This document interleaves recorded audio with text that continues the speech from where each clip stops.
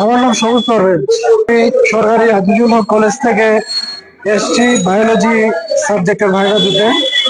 প্রথমে আমাকে আমার নাম জিজ্ঞেস করে, এরপর আমাকে জিজ্ঞেস করা হয় আমি কোনো জাতীয় উদ্যানে গেছি কিনা, সেটা কি রকমের জাতীয় উদ্যান ছিল।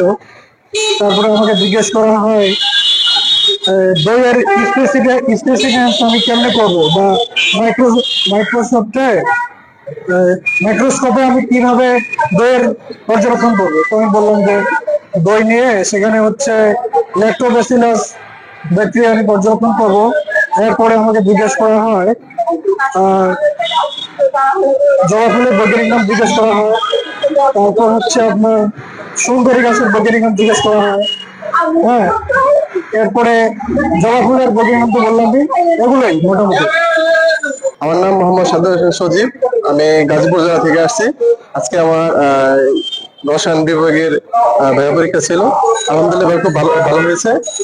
আর প্রশ্ন মোটামুটি প্রিপারেশনের মধ্যে ছিল। আমাকে ওই অরবিটাল, তারপর হচ্ছে অরবিট, তারপর হচ্ছে সিগমা বন্ড, পাই বন্ড, এগুলো সম্পর্কে জিজ্ঞেস করা হয়েছিল। আলহামদুলিল্লাহ সবগুলো উত্তর আমি করতে পারছি। আর ভেতরে স্যার ম্যামদের আন্তরিকতা খুব ভালো ছিল এবং খুব সুন্দর পরিবেশ ছিল। আমি মোহাম্মদ রানু মিয়া। আমি রাজশাহী বিশ্ববিদ্যালয় থেকে ফলিত রসায়ন ও রাসায়নিক প্রকৌশলে অনার্স এবং মাস্টার্স করেছি। তো আমাকে ভাইভাতে ম্যাক্সিমাম আমার সাবজেক্ট থেকে ধরছিল ইন্ডাস্ট্রিয়াল কেমিস্ট্রি থেকে।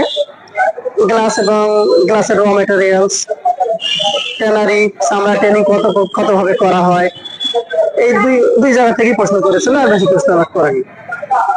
তো মোটামুটি সাবজেক্ট রিলেটেড কোশ্চেনই ধরতেছে। যেহেতু আমাদের ইন্ডাস্ট্রিয়াল রিলেটেড সাবজেক্ট, আমাকে ইন্ডাস্ট্রি থেকেই কোশ্চেন জিজ্ঞেস করেছিল। আমার নাম মোহাম্মদ সানোয়ার হোসেন। আমি নওগাঁ জেলা থেকে এসেছি। আমি বগুড়া হাজীবাগ সরকারি কলেজ থেকে কেমিস্ট্রিতে মাস্টার করতেছি। আমি এখানে আমার 18তম ভৌত বিজ্ঞানে ভাইভা ছিল। এখানে আমাদের স্যারেরা প্রথমে প্রশ্ন করছে অসামঞ্জস্যতা কি। এরপরে বলছে অ্যামোনিয়া যৌগ দিয়ে, বলছে যে এটা কোন যৌগ, আমি বলছি অ্যামোনিয়া। বলছে এটা কোন বন্ধন গঠন করে, আমি বলছি এটা হচ্ছে সমযোজী বন্ধন গঠন করে।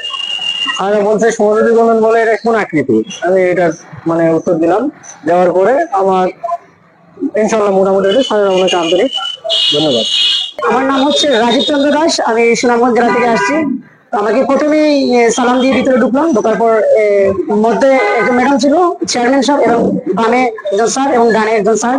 তো ম্যাম আমাকে ফার্স্টে জিজ্ঞেস করছে আপনি কোন জেলা থেকে আসছেন। জেলার নাম বললাম। তারপরে বিষয় কোন বিষয়, বললাম কেমিস্ট্রি বিষয়। তো কেমিস্ট্রি বিষয় থেকে আমাকে বামে যে স্যার প্রথমে গিয়ে প্রশ্ন করলো। স্যারে বলছে